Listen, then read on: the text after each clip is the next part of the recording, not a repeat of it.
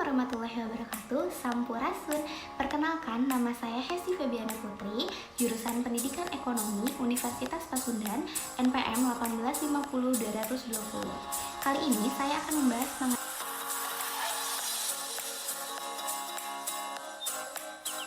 yang pertama, apa itu visi?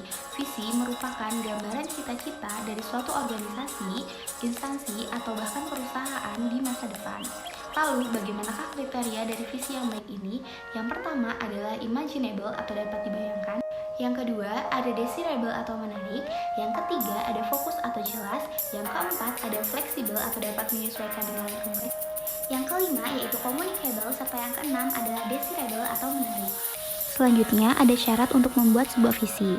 Yang pertama, berorientasi terhadap masa depan, dilakukan dengan perencanaan yang matang dan terstruktur dengan baik, tidak disesuaikan berdasarkan kondisi yang ada pada saat sekarang ini, memprediksikan melalui kreativitas yang dimiliki, dan berdasarkan kepada prinsip dan nilai yang mengandung penghargaan untuk masyarakat. Rumusan ideal dari sebuah visi itu, yang pertama, visi harus dapat memberikan panduan atau arahan dan motivasi. Yang kedua, visi harus disebarkan di kalangan anggota organisasi atau para stakeholder. Yang ketiga, visi harus digunakan untuk menyebarluaskan keputusan dan tindakan organisasi yang penting. Setelah tadi membahas mengenai apa itu visi dan bagaimana kriteria visi yang baik, selanjutnya kita masuk ke bagian misi. Apa itu misi? Misi merupakan langkah-langkah atau tahapan yang akan dijalankan oleh organisasi untuk mencapai visi utama tadi. Tujuan dibentuknya suatu misi ini adalah untuk memberikan informasi kepada stakeholder baik di dalam maupun di luar mengenai latar belakang terbentuknya dari suatu organisasi atau perusahaan ini.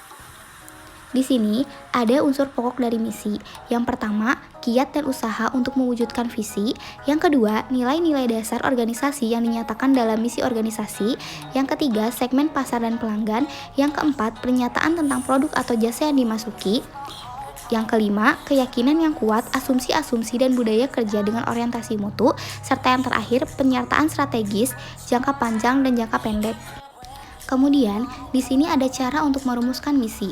Yang pertama, harus melibatkan pihak-pihak yang berkepentingan. Yang kedua, menyelaraskan kegiatan proses utama dengan sumber daya yang ada untuk memungkinkan perusahaan melaksanakan kegiatan yang lebih baik dengan seefisien mungkin. Yang ketiga, menentukan lingkungan yang sangat berguna untuk menentukan apakah misi organisasi perusahaan tidak bertentangan dengan internal dan eksternal. Selanjutnya, saya akan menjabarkan visi dan misi dari Yayasan Pendidikan Hesti Febiana Putri. Visinya yang pertama, unggul dalam prestasi, teladan dalam berperilaku, pembelajaran berbasis teknologi, serta berwawasan luas. Adapun misi dari Yayasan Pendidikan Hesti Febiana Putri ini yang pertama, peningkatan iman dan takwa, yang kedua, peningkatan proses belajar yang bermutu, yang ketiga, peningkatan kemampuan profesional tenaga kependidikan, yang keempat, peningkatan program ekstrakurikuler secara terarah, terencana, dan terprogram, yang kelima, penataan dan pemeliharaan lingkungan sekolah, yang keenam, peningkatan pelayanan. Yang ketujuh, menguasai dan memanfaatkan teknologi untuk proses pembelajaran. Yang kedelapan, menanamkan nilai-nilai budi pekerti yang baik kepada setiap warga sekolah. Yang kesembilan, menciptakan suasana belajar yang kondusif. Serta yang kesepuluh, mempererat rasa kekeluargaan antar sesama warga sekolah.